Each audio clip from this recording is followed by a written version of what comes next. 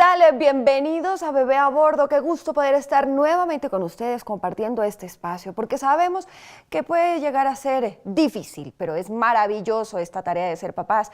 Gracias por permitirnos compartir y tratar de resolver muchas de las inquietudes que ustedes pueden tener. Junto con los profesionales, los mejores profesionales nos acompañan para despejar temas que ustedes nos han consultado en nuestra página de internet, en nuestro Facebook, en Twitter, en Instagram, y también a muchos que nos acompañan y siguen nuestro programa a través de nuestro canal de YouTube. Recuerda seguirnos www.bebeabordo.com.co. En Facebook nos encuentras como Bebé a Bordo Colombia, al igual que en Instagram y también que en Twitter. Hoy temas interesantes. Hoy vamos a estar hablando de muchísimas cosas. Y cuando ya estábamos preparando este programa, el doctor Cortázar, que está invitado con nosotros para hablar temas pediátricos, me decía que se muere de dolor de espalda. Y ustedes también, quizás en el embarazo, en la posición, en el momento de dar de lactar, te genera mucho dolor de espalda. El yoga puede ayudar a aliviar y a atenuar estos dolores, además de fortalecer la espalda. Desde Saru Yoga, nuestros profesionales nos cuentan qué ejercicios y cómo hacer ciertas terapias para aliviar el dolor de espalda.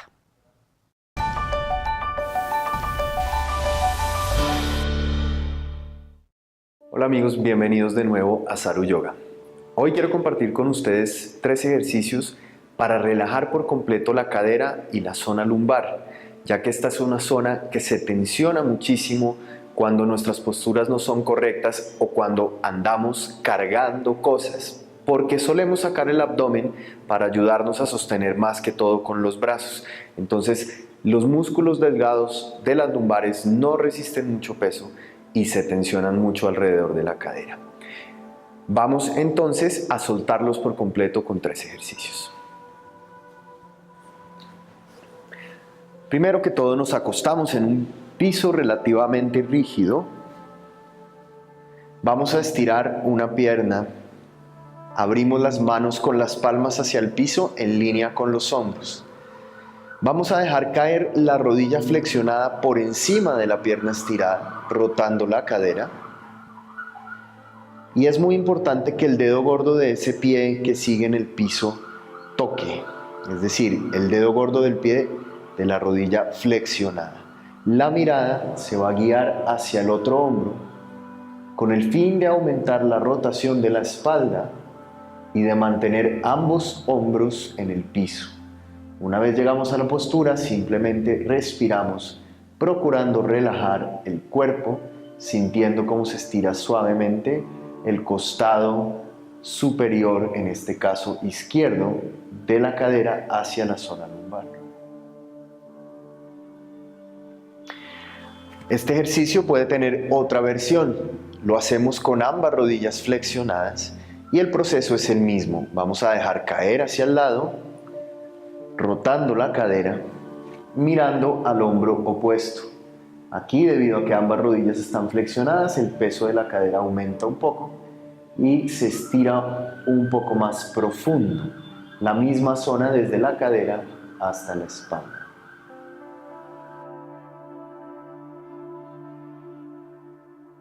Un tercer ejercicio es simplemente traer ambas rodillas hacia el pecho, abrazándolas y relajarse respirando profundamente, concentrándose en la exhalación, sintiendo que la espalda se pega al piso cada vez que exhalamos.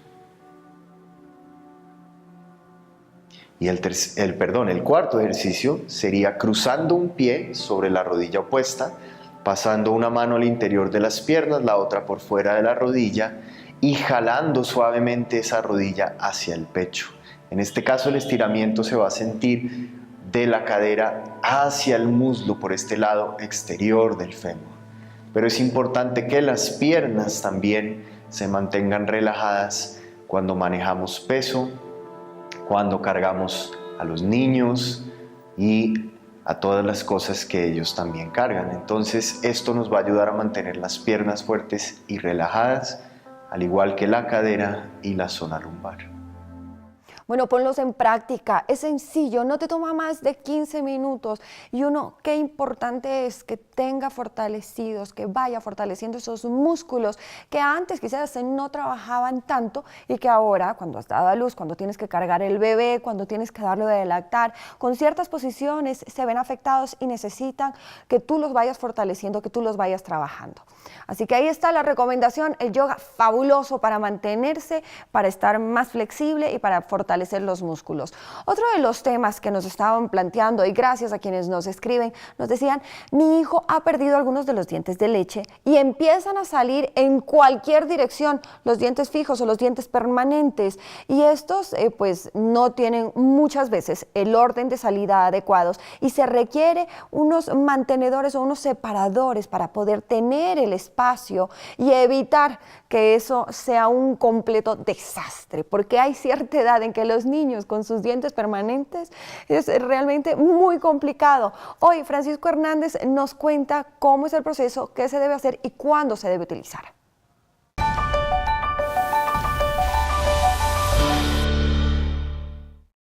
Nos han escrito mucho y han preguntado mucho qué son los mantenedores de espacio, cuándo hay que ponerlos, cómo se deben hacer. Y básicamente un mantenedor de espacio es un aparato que se usa cuando se pierde prematuramente un diente temporal para mantener la distancia que debe mantener entre los dientes adyacentes para que pueda hacer una erupción bien el diente permanente. Ahora, es importante dos tipos de posiciones en los mantenedores de espacios. Si el diente se pierde, el diente que se pierde es un molar, generalmente hay que poner el mantenedor de espacio obligatoriamente. Si el diente que se pierde es un incisivo, tanto superior o inferior, depende más de patrones de otro estilo, como estética, fonación, deglución, porque si se mantienen los dos caninos, generalmente se puede mantener esa distancia transversal sin que se pierda el espacio. Ahora, si se pierde un diente y no se pone mantenedor de espacios, lo que va a pasar es que los otros tres incisivos se van a organizar y se van como a inclinar a ocupar ese espacio. Pero no significa que se haya perdido espacio, esa distancia se va a mantener más o menos igual. Es importante poner los mantenedores de espacio en los molares. Y hay dos tipos de mantenedores de espacio, los fijos y los removibles. Los fijos son los que van cementados con bandas, anzas de las bandas de ortodoncia metálicas o con brackets. Algunas cosas se pueden hacer unos tipos de mantenedores de espacio, o los removibles, que son como las placas que generalmente removibles, que tienen acrílico y alambre, que se usan comúnmente. Lo más importante en estos casos también es, si hay una pérdida temprana de un diente temporal, por favor consulten a su odontólogo pediatra. Ustedes ya más o menos saben cuándo son las etapas de exfoliación de los dientes. Básicamente consulten al odontólogo pediatra y les va a decir si sí es imperativo o no poner un mantenedor de espacio. Quiero dar la bienvenida hoy al doctor Carlos Cortázar, él es pediatra, es ya parte de esta familia de Bebé a Bordo. Doctor, gracias por acompañarnos. Buenos días, señor. Doctor, una de las preocupaciones, y mucha gente nos escribe diciéndome, tengo que llevar a mi hijo a terapia ocupacional, tengo que llevar a mi hijo a una terapia de lenguaje, tengo que llevar a mi hijo a una terapia física. Mi hijo necesita, o me acaban de decir que mi hijo va a tener problemas en el habla y que vaya a las terapias. No he llevado a mi hijo a estimulación, mi hijo va a estar más retrasado que el resto de niños. Existe una preocupación en los padres de familia y nos hemos quizás impuesto unos estándares tan altos que no estamos permitiendo a nuestros hijos que vayan de acuerdo a la edad. Doctor, ¿estamos abusando de las terapias? Qué buena pregunta y qué buena introducción. Sí, porque estamos viendo que los niños hoy en día tienen un proceso de crecimiento y de desarrollo de pronto un poquito más rápido de lo que fueron niños de otra generación. Pero no por eso hay que caer en la sobreestimulación y mucho menos en rotular al niño que como parte de su proceso de crecimiento, de desarrollo y de maduración puede tener algún tipo de parámetros que, a diferencia de otros niños, lo consideran anormal. Dicho en otras palabras, hay que individualizar. Hay que reconocer que cada niño tiene un proceso evolutivo diferente y el proceso de maduración no se puede comparar y no se puede estandarizar a los niños mayores. Eso significa que cuando los niños hoy en día están entrando al jardín a los 2 años, si bien tiene un lenguaje diferente a otros niños, tiene unas capacidades motrices diferentes, tiene unas circunstancias de adaptación, de actividad diferente. No por eso hay que mandarlo a terapia física. Es decir, estamos Ni a a todos, terapias. a todos los niños metiendo en un mismo paquete y no estamos respetando la individualidad de cada uno de estos niños, ni su proceso de desarrollo y de maduración. Entonces, al caer en terapias, muchas veces las dificultades económicas que genera, el tiempo que le genera a los papás y, absurdo, tenerlos que comparar con otros niños y pensar que hay unos parámetros diferentes que debe cumplir el niño a los 5 años, muy seguramente a los 5 años va a cumplir con todos esos parámetros. ¿Pero por qué? Porque entre los 2, 3, 4 y 5 años ha evolucionado y ha cumplido ya con un lenguaje, con una atención, con una motricidad y con unas capacidades diferentes. ¿Qué pasa con este exceso de terapias o exceso de... ¿Podemos llegar a sobreestimular a un niño o podemos llegar a estresar tanto a un niño con una serie de terapias que no vamos a lograr el objetivo final, que es que vaya más rápido de lo que queremos, sino que vamos a tener un retroceso y que vamos a hacer un mayor daño? Es muy cierto. Finalmente el niño se cansa y lo expresa con irritabilidad, lo expresa con agotamiento, de cómo está sobreestimulado y muy seguramente todo en un escenario fuera de la casa, cuando definitivamente el acompañamiento por parte de sus padres es quienes lo deben hacer y donde el niño se adapta mucho más fácil que en un espacio externo con terapias. Quiere decir, son los padres quienes tienen que fortalecer esas habilidades y el colegio se constituye un complemento. Pero no puede ser que los padres deleguen en el colegio y a su vez el colegio delegue en terapias lo que para ellos es el parámetro ideal. O sea, me disculpan, pero sí, en muchos casos el maestro quisiera que todos los niños tuvieran el mismo comportamiento, la misma forma de sentarse, el mismo proceso, el mismo ritmo del lenguaje y como no cumplen con ese estándar ideal, entonces lo rotulan como déficit de atención, hiperactivo, niño con circunstancias diferentes a lo que ellos quisieran tener. Doctor, con esto me quiero ir a una pausa, pero cuando regresemos quiero hablar, aparte de que usted ha dicho la responsabilidad que tenemos las instituciones educativas y los padres, ¿cómo sí detectar cuando mi hijo necesita? ¿Y cuál es la dosis exacta? Si es que podemos hablar de eso. Ya venimos enseguida, esto es Bebé a Bordo.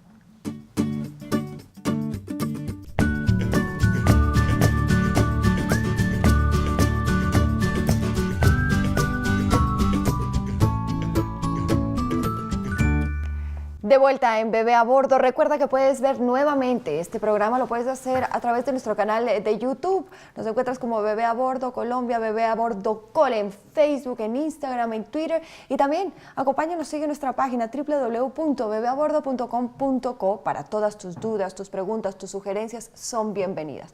Hoy con el doctor Carlos Cortázar hablábamos sobre cómo los papás y las instituciones educativas hemos llegado a abusar de las terapias ocupacionales y podemos llegar incluso a sobreestimular a nuestros hijos. Pero en algunos casos, doctor, sí es necesario. ¿Cómo saber cuándo estoy sobreestimulando o cuándo estoy abusando de las terapias y cuándo mi hijo realmente lo necesita? ¿Quién tiene que detectarlo? ¿Quién tiene que decir? ¿Solo el criterio del profesor es suficiente? No, no necesariamente. En el proceso evolutivo, en el ámbito escolar, el niño puede mostrar algún tipo de lentitud, llamémoslo así para un lenguaje. Entonces, la Academia Americana de Pediatría dio una señal de alarma en los últimos 10 años para ayudar a diferenciar lo que es bajo rendimiento escolar, trastorno de aprendizaje, déficit de atención, hiperactividad y un espectro mucho más amplio de todos aquellos niños que de pronto están mostrando algún tipo de alteración. La señal de la academia fue muy interesante al decir que estos problemas nunca van solos y delegan el pediatra el estudio y el análisis de esas circunstancias porque esos problemas nunca van solos. Alrededor de lo que el niño está mostrando en el colegio como un bajo rendimiento o un problema de aprendizaje, hay problemas de sueño, rinitis alérgica, problemas alimentarios, mala crianza, no hay un adecuado acompañamiento, puede haber trastornos neurológicos, problemas metabólicos. Entonces hay que abrir el abanico y analizar si puede haber algunas otras circunstancias. O sea, deberíamos ir como por descarte. Claro, Vemos que entonces- algo está pasando, acudimos a donde nuestro pediatra y será él quien nos guíe y nos diga, ok, vamos a realizar este examen, vamos a ver esta prueba, podemos irnos por acá antes de llegar a una terapia. A mí me parece que es lo más ideal, que es lo ideal, porque en los colegios, a criterio del maestro, él remite a donde bien le parezca. Terapia ocupacional, terapia física, psicóloga, fonoaudióloga, neuropsiquiatra, psicóloga del colegio, pero debe haber una directriz. Y en una buena historia clínica, las más de las veces se encuentra uno, por ejemplo, algo curioso. El papá fue igual. Siempre que estamos hablando de déficit de atención, y la pregunta es, ¿su padre, el papá del niño, tuvo algún problema de rendimiento académico? Exactamente igual. O te dicen, uy, yo creo que sí, pero en esa época no había ningún tipo de análisis. De acuerdo.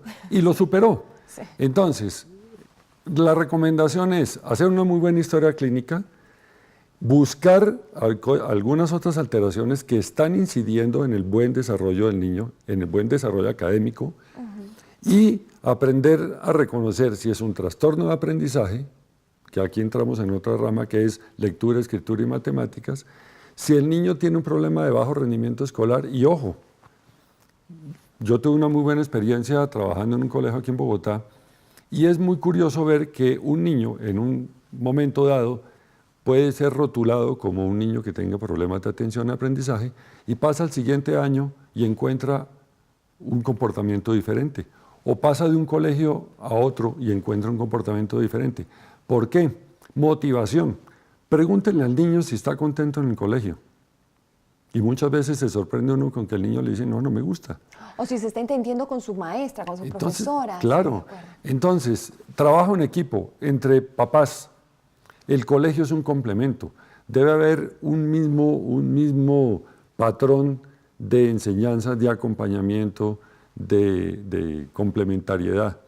Y de la mano del pediatra o del grupo de terapia que participa en el colegio, reforzar aquellas dificultades o aquellas circunstancias que puedan estar entorpeciendo el rendimiento, sin caer en rótulos y sobre todo reconociendo que en los primeros años el ritmo de maduración de cada niño es diferente.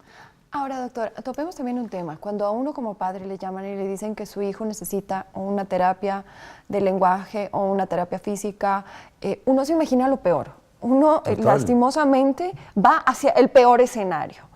¿Cuál es esa recomendación y ese consejo para los padres cuando se nos informa por parte del colegio, por parte de la maestra, de la docente, que algo está pasando con nuestro hijo?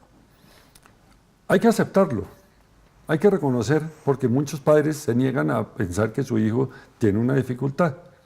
Entonces, si el colegio ha detectado y sugiere este tipo de apoyo, hay que tomarlo en cuenta, hay que iniciar ese proceso de acompañamiento, iniciar una terapia sin caer en excesos. O sea, la terapia lo que hace es como encarrilar al niño, darle unos elementos para que cumpla con ese proceso que está fallando. Y lo que hemos visto es que sí funciona. No vamos a caer tampoco en críticas porque sí funciona.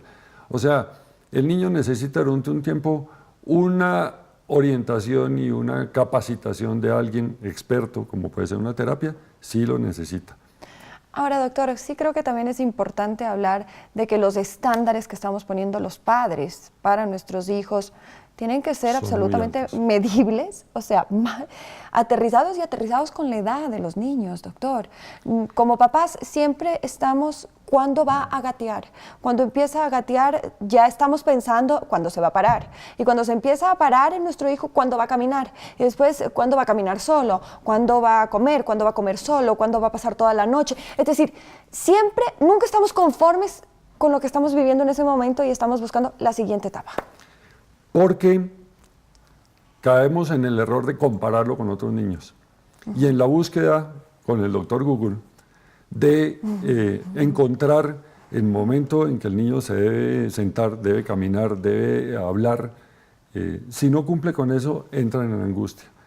El colegio puede ayudarle, obviamente, en el lenguaje, en todas esas habilidades, pero si hay que aceptarlo, pues no queda otra alternativa sino buscar en el colegio, en estas terapias, el reforzamiento. Pero no comparar los niños y no llegar a esos parámetros tan altos porque el niño se satura, se fatiga, se cansa. Y ni siquiera, y uno muchas veces cae en ese error incluso con los propios hijos, con los hermanos. Así que uno, pues cada uno tiene su etapa, cada uno tiene su momento para crecer, para madurar y cada uno vive su proceso. Doctor, le quiero agradecer muchísimo por estar aquí. La verdad es que nos encanta tenerlo, es muy claro y topamos temas súper interesantes. Vamos a hablar en esta nota, doctor, de la alimentación complementaria. Sé que es un tema que lo estaremos tratando más adelante con usted, pero hoy queremos darles pautas de cómo se debe hacer, cómo se debe manejar esta alimentación con nuestros pequeños en la casa.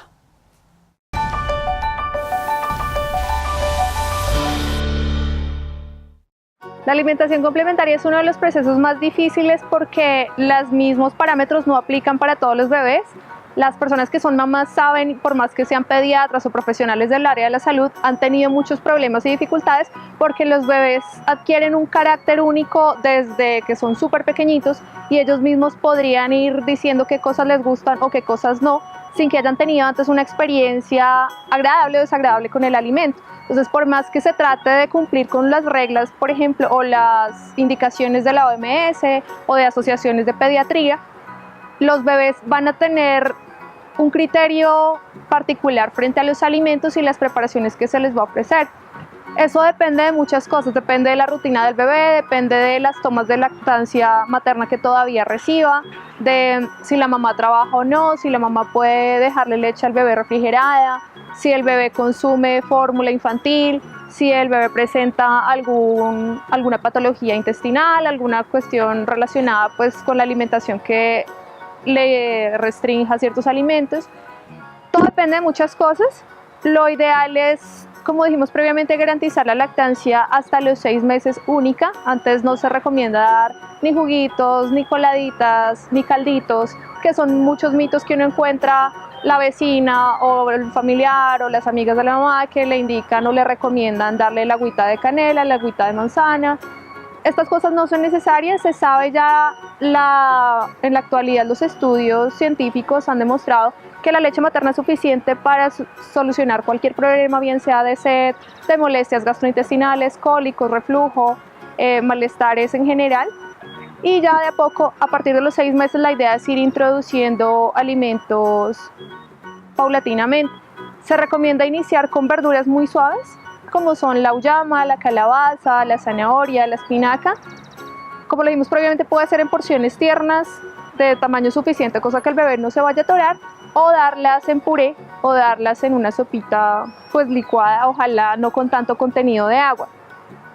En cuanto a las frutas y las verduras, se empieza con frutas muy suaves, como por ejemplo papaya, manzana, pera. Es así, ojalá como en compota, pero tratar de que no sean las compotas comerciales porque tienen contenido de azúcar y aditivos que no son favorables para el bebé en esta etapa, sino lo más natural posible en una cocción. Eso sí, garantizar que hayan hervido bien y darlas rayaditas o si se puede en porciones más grandes que el bebé pueda chupar y pueda ir relacionándose con el alimento como tal. Y con esto nos despedimos agradeciéndoles a ustedes por habernos acompañado en Bebé a Bordo. Nos encanta saber de ustedes, nos encanta que nos escriban, que nos acompañen, que nos sigan. www.bebeabordo.com.co, en Facebook Bebé a Bordo Col, Bebé a Bordo Colombia. Y nos puedes acompañar y darnos las sugerencias, los temas que quieres que compartamos, lo que quieres que conversemos, porque sabemos que esto es un aprender juntos. Sabemos que tienes muchas dudas y nosotros, junto con los profesionales, queremos despejar muchas de esas inquietudes y las preguntas que tú puedas tener en casa. Nos vemos en la próxima semana. Un beso gigante y gracias por estar con nosotros.